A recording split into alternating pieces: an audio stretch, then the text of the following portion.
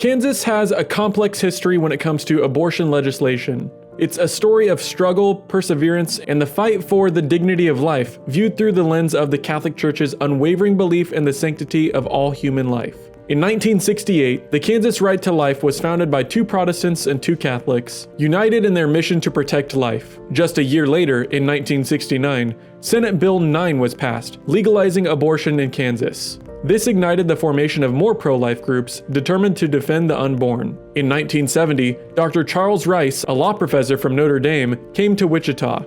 He gave a grim warning stating, "Abortion will soon be legal across the board in this country." A year later, a charter group of Birthright was formed by 5 people inspired by his words. This marked the founding of the first pregnancy resource center in Kansas, which later became known as Birthline in 1994. By 1973, the landmark decision of Roe v. Wade legalized abortion across the United States. Bernadette Sanders, Birthline director of 53 years, described it as abortion centers popping up like mushrooms all over the country. This ruling invalidated all existing laws that protected both mothers and unborn children. St. Mother Teresa of Calcutta once said, "The greatest destroyer of peace today is the cry of the innocent unborn child."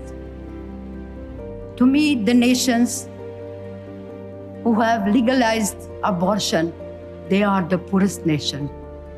For the child is the greatest gift of God to a family, to a nation, and to the whole world.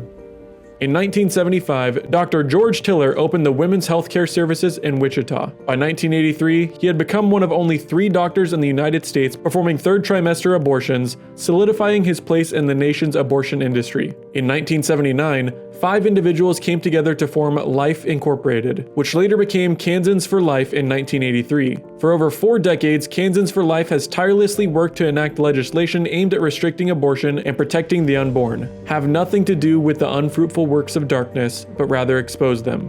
Ephesians chapter 5, verse 11. In 1986, Operation Rescue began its efforts in the United States. On July 15, 1991, Operation Rescue arrived in Wichita, launching the Summer of Mercy. Protests took place at 3 clinics over the course of 41 days, resulting in over 2,600 arrests, including bishops, pastors, priests, religious, and laypeople. People from across the country stood together for the unborn. St. John Paul II powerfully proclaimed, "All human life, from the moment of conception and through all subsequent stages, is sacred."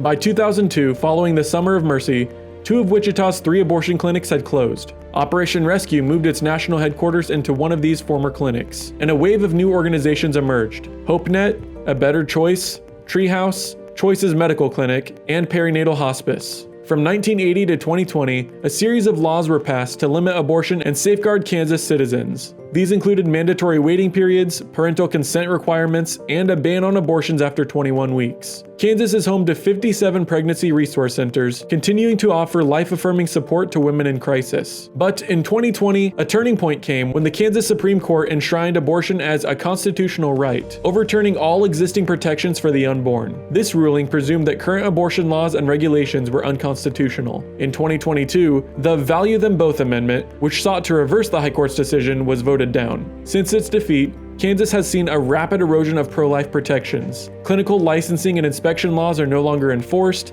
telemedicine protections have been lifted, and abortions in Kansas are expected to triple since 2019. Every piece of pro-life legislation has been struck down, and many hard-won reforms have been reversed or rendered unenforceable. As of 2024, there are 7 in-person abortion providers in Kansas, with 3 located in Wichita. Additionally, there are 5 virtual providers offering telehealth abortion services throughout the state. Psalm chapter 139, verses 13 to 16 reads, "You formed my inmost being.